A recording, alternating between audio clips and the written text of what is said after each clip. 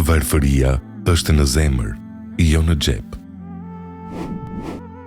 Një punëtor në një fabrikë çimentoje shkoi në një farmaci dhe e pyeti farmacistin: "A keni ndonjë krem për çimento?" Farmacisti qeshi me sarkazëm dhe tha: "Po, sigurisht që kemi. Kemi krem dhe për dru dhe për hekur. Dëshironi krem super cilësor që është e importuar apo krem të cilësisë së zakonshme që është prodhuar në vendin tonë?" Punëtori tha: "E dua atë kremin e importuar me cilësi të lartë."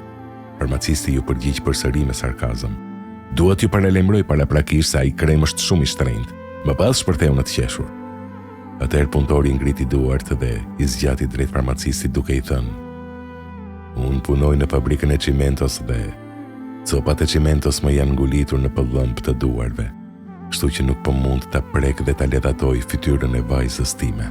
Nëse ky krem i cilësisë së lartë do të heqë dhe pastroj çimenton nga duart e mia, unë do të isha shumë i lumtur dhe do ta blija pa marrë parasysh çmimin që mund të ketë." Tani më buzëqeshja sarkastike në fytyrën e farmacistit ngriu plotësisht.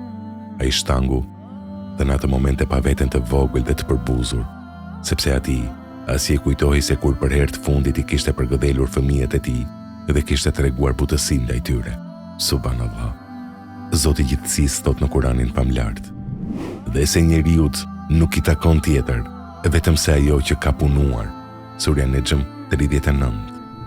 Profeti alayhis salam në një hadith thot: "Askush nuk ka ngrënë ushqim më të mirë se ai që e ka fituar me punën e duarve të veta." Prandaj, varfëria e vërtet është varfëri në zemër, jo në xhep.